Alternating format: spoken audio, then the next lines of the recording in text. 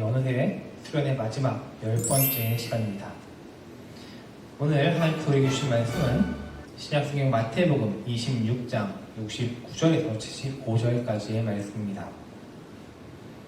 자, 대표로 공독하겠습니다. 베드로가 바깥들에 앉았더니 한 여종이 나와 이르되 너도 갈릴리 사람 예수와 함께 있었도다 하거늘 베드로가 모든 사람 앞에서 부인하여 이르되 나는 내가 무슨 말을 하는지 알지 못하겠노라 하며 앞문까지 나아가니 다른 여종이 그를 보고 거기 있는 사람들에게 말하되 이 사람은 나사렛 예수와 함께 있었도다 하매 베드로가 맹세하고 또 부인하여 이르되 나는 그 사람을 알지 못하노라 하더라. 조금 후에 곁에 섰던 사람들이 나와 베드로에게 이르되 너도 진실로 그 도당이라 네 말소리가 너를 표명한다 하거늘 그가 저주하며 맹세하여 이르되 나는 그 사람을 알지 못하노라 하니 곧 닭이 울더라.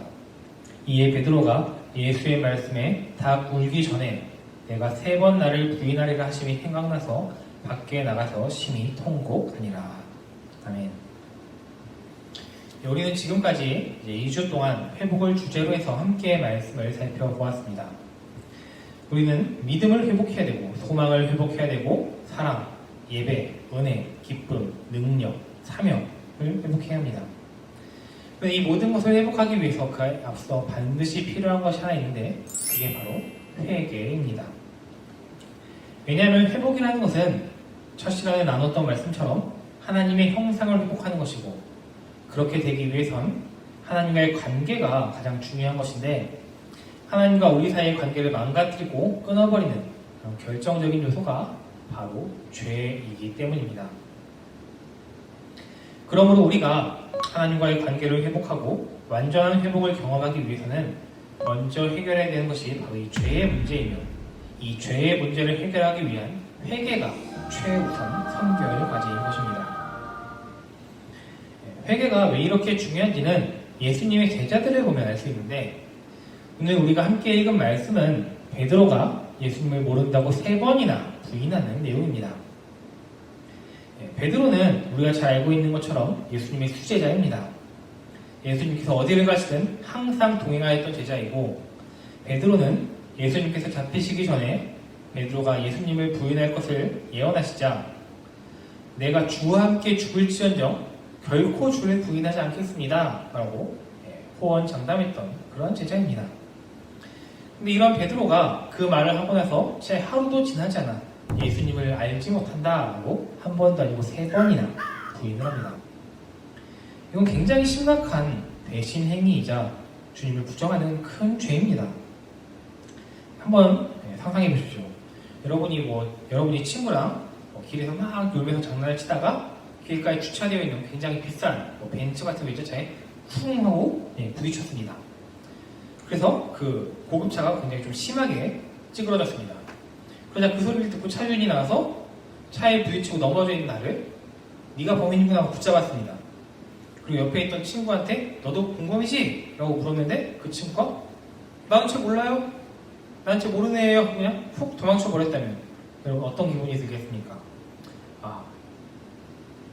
쟤랑은 끝이다 라는 생각이 들 만큼 엄청난 배신감을 느낄 겁니다. 오늘 말씀도 베드로가 한 행동이 이런 거죠. 예수님이 잡힌 다음에 위험에 처하니까 나는 예수님 모릅니다 라고 부인하고 도망간 겁니다. 베드로를 믿고 있던 예수님을 완전 배신한 거죠. 근데 이렇게 한때 예수님을 철저하게 배신했던 이 베드로가 후에는 어떻게 되었습니까? 그는 부활하신 예수님을 만나 예수님과의 관계를 회복했고 주님의 복음을 전하는 일에 힘쓰는 초대교회 지도자 중에 한 명이 되었습니다. 그러면 한때는 예수님을 이렇게 3번이나 철저하게 부인했던 베드로가 그래서 예수님과의 관계가 완전히 틀어졌던 이 베드로가 어떻게 다시 예수님과의 관계를 회복할 수 있었을까요? 그것은 그가 예수님을 대신했던 그 잘못된 행동을 진심으로 뉘우치고 회개했기 때문입니다. 오늘 말씀 75절 마지막 부분을 보면 베드로는 예수님을 모른다고 3번이나 부인한 후에 밖에 나가 심히 통곡하며 울었다라고 말씀하고 있습니다. 베드로가 왜 울었을까요? 자신이 예수님을 모른다고 했던 그 행동이 얼마나 잘못된 건지를 뉘우친 겁니다. 베드로는 이렇게 자신의 잘못을 뉘우치고 회개했기 때문에 후에 예수님께서 부활하셨을 때 다시 예수님을 만나 그 관계를 회복하고 예수님에게 헌신하는 그런 초대 교회의 지도자로서 회복되고 설 수 있었던 것입니다. 베드로의 경우처럼 회복을 위해서는 완전한 회개의 뉘우침이 필요합니다. 근데 이런 베드로와 달리 똑같이 예수님의 제자였고 똑같이 예수님을 배반했지만 끝내 예수님과의 관계를 회복하지 못한 그런 제자도 있는데 그 제자가 바로 가룟 유다입니다. 가룟 유다는 은 30을 받고 예수님을 대제사장과 바리새인들에게 팔아넘긴 그 장본인입니다. 이거는 누구와 비교할 필요도 없이 굉장히 큰 배신이고 죄이죠. 그런데 이 가룟 유다도 예수님을 팔아넘긴 후에 자기가 한 그 행동이 얼마나 잘못된 건지를 깨달았습니다. 그래서 자신이 예수님을 팔아넘기면서 받았던 그 돈을 다시 대제사장과 바리새인들에게 돌려주기도 했습니다. 하지만 안타까운 건 가룟 유다가 자신의 잘못을 뉘우쳤지만 회개하지는 않았다는 거죠. 가룟 유다는 회개하지 않고 그대로 돌아가 스스로 목매어 죽었습니다. 그래서 결국 가룟 유다는 다시 회복되지 못했고 영원한 죄인이 되어버렸습니다. 이를 통해 알 수 있는 것처럼 베드로와 같이 회개하는 사람은 아무리 그 죄가 크다 할지라도 용서받고 회복할 수 있지만 가룟 유다처럼 회개하지 않는 사람은 결코 그 죄를 용서받지 못하고 회복될 수 없습니다. 그런데 이 가룟 유다의 이야기를 들으면서 이거 좀 이상한데? 라고 생각하는 부분이 있을 수 있습니다. 그건 바로 가룟 유다도 자신의 행동이 얼마나 잘못된 건지를 스스로 깨우치고 뉘우쳤다라는 겁니다.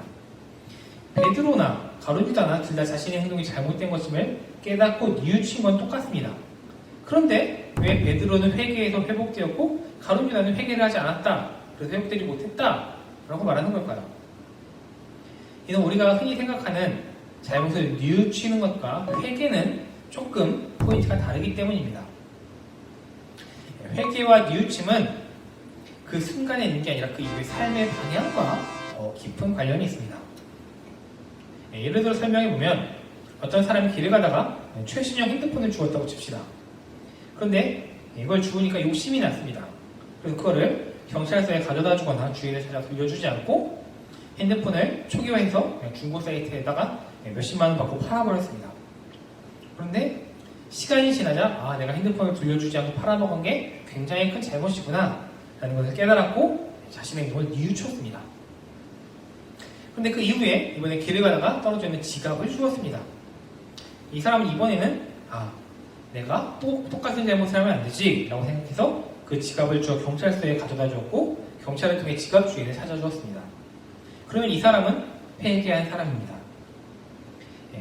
이처럼 회개한 사람은 자신의 잘못을 깨닫고 그 길에서 돌아서서 그 잘못을 동일하게 범하지 않고 이제 새로운 길을 가는 겁니다. 근데 만약에 이 사람이 지갑을 또 주웠는데 또 욕심이 나서 이 지갑 주인을 찾아주지 않고 지갑을 또 몰래 챙겼다 라고 한다면 이 사람은 그때 뉘우친 사람이긴 하지만 회개한 사람은 아닙니다.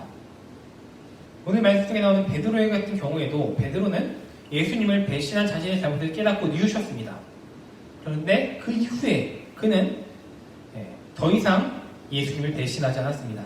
그 이후에 그는 예수님의 뜻을 따라 예수님의 복음을 전하는 삶을 살았고 그렇게 그는 온전한 회개의 삶을 통하여 회복된 삶을 살아간 것입니다.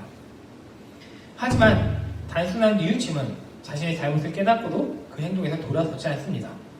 똑같은 잘못을 계속해서 반복합니다. 가룟 유다는 자신이 예수님을 배반하고 팔아넘긴 것이 얼마나 큰 잘못인지 깨달았습니다. 그러면 그것을 뉘우치고 그 다음에 회개했다면 다시는 예수님의 뜻을, 하나님의 뜻을 거스르는 잘못된 행동을 하지 말아야 합니다. 하지만 그는 그 이후에 스스로 자신의 목숨을 끊어버렸습니다. 스스로 목숨을 끊는 것은 내 안에 있는 하나님의 형상을 파괴하는 큰 죄이며 하나님께서 나에게 주신 그 생명을 스스로 버리는 것으로서 하나님 앞에 굉장히 큰 죄입니다. 그런데 가룟 유다는 예수님을 배신하는 죄를 지은 이후에 또다시 하나님의 뜻을 거슬러 자신의 목숨을 끊는 죄를 범한 것이죠. 이렇게 죄를 계속 반복해서 짓는 것은 그냥 뉘우침이지 진정한 회개가 아닙니다. 우리는 하나님 앞에 진정으로 회개해야 합니다. 우리가 그동안 하나님의 말씀을 듣고 배우면서 하나님의 뜻을 알고 있음에도 불구하고 내 욕심에 내가 마음대로 행하고 하나님의 말씀을 어긴 그러한 죄들이 있다면 이 시간 그 죄들을 하나님 앞에 고백하고 회개해야 합니다. 그냥 단순히 난 그때 잘못했었지 라고 돌아선 다음에 또 똑같은 잘못을 또 하는 그러한 단순 뉘우침이 아니라 진정한 회개를 통해 이제 두 번 다시는 그러한 죄를 짓지 않고 내 삶을 이제 온전히 주님을 따르는 삶으로 변화시키는 그러한 진정한 회개가 이루어져야 합니다. 이러한 진정한 회개가 바로 우리의 삶을 회복시키는 회복의 시작점이 될 것입니다. 우리 모든 청소년부 친구들이 진정한 회개를 통하여 믿음을 회복하고 소망을 회복하고 사랑과 예배와 은혜와 기쁨과 능력, 사명을 다 회복해 하나님 앞에 흠잡을 것이 없는 그런 온전한 회복된 삶을 살아가게 되기를 간절히 바랍니다. 우리 함께 기도하겠습니다. 사랑이 많으신 하나님 아버지, 오늘은 우리가 말씀을 통하여 진정한 회개를 해야 우리가 하나님 앞에 온전히 회복될 수 있다라는 말씀을 나누었습니다.